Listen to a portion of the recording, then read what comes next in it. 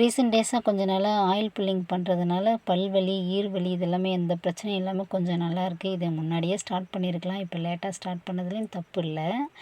அன்றைக்கி காலையில் பிரேக்ஃபாஸ்ட்டுக்கு டிஃபன் எதுவும் இல்லாதனால நைட்டு மீந்து போன சாதம் கொஞ்சம் இருந்ததுனால முட்டை சாதம் மாதிரி பண்ணியாச்சு. கொஞ்சம் பிரியாணி ஸ்டைலில் பண்ணியாச்சு.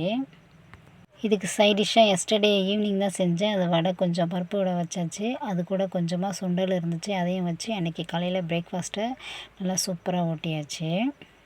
மதியம் லஞ்சுக்கு முட்டை குழம்பு தான் கொஞ்சம் டிஃப்ரெண்ட்டான ஸ்டைலில் பண்ணியிருக்கேன். ரெசிபி ஷேர் பண்ணுறேன். கோழிங்க முட்டை விட்றதுக்கு அங்கேயும் இங்கேயும் அலைஞ்சு ஒரு வழியாக முட்டை விட்டுச்சு. இந்த முட்டையை எடுத்து ஃப்ரிட்ஜில் ஸ்டோர் பண்ணுறேன். ஏன்னா அவையம் வைக்கிறதுக்கு அப்போ தான் கெட்டு போகாமல் இருக்கும்.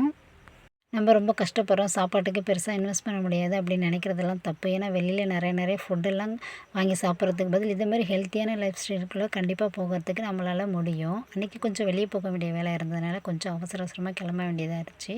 நெக்ஸ்ட்டு பார்க்கலாம். பாய்.